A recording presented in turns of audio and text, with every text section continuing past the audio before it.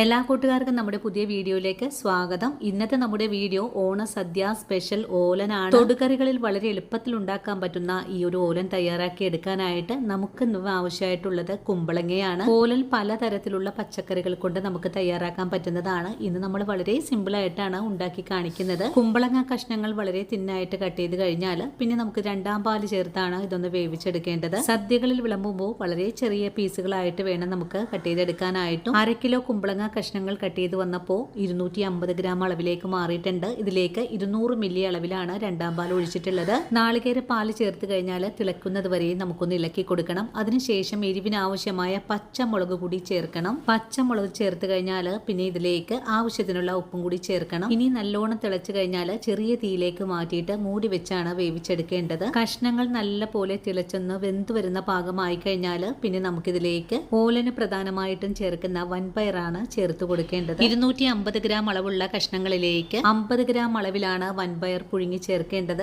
വൻപയർ കൂടി ചേർത്ത് കഴിഞ്ഞാൽ വീണ്ടും ഇതെല്ലാം കൂട്ടി യോജിപ്പിച്ച് ഒന്നിളക്കി കൊടുക്കാം. ഇപ്പോൾ നമ്മുടെ കഷ്ണങ്ങളെല്ലാം നല്ലവണ്ണം വെന്തു വന്നിട്ടുള്ള പാകമാണ്. ഇനി ഫ്ലെയിം ഓഫ് ചെയ്ത് കൊടുത്തതിന് ശേഷം ഒന്നാം പാല് 100 മില്ലി അളവിൽ ചേർത്ത് കൊടുത്തതിന് ശേഷം ഒന്നുകൂടി ഇളക്കി യോജിപ്പിച്ചു കൊടുക്കാം. ഇനി ഈ തൊടുകറിയിലേക്ക് 1 സ്പൂൺ അളവിലെ വെളിച്ചെണ്ണയും കുറച്ച് കറിവേപ്പിലയും കൂടി ചേർത്ത് കഴിഞ്ഞാൽ സദ്യ സ്പെഷ്യൽ ഓലൻ ഇവിടെ റെഡിയാണ്. ഉണ്ടാക്കിയെടുക്കാനായിട്ട് വളരെ എളുപ്പമുള്ള ഒരു നല്ലൊരു തൊടുകറിയാണ്. അതുപോലെ കഴിക്കാനും നല്ല ടേസ്റ്റാണ്.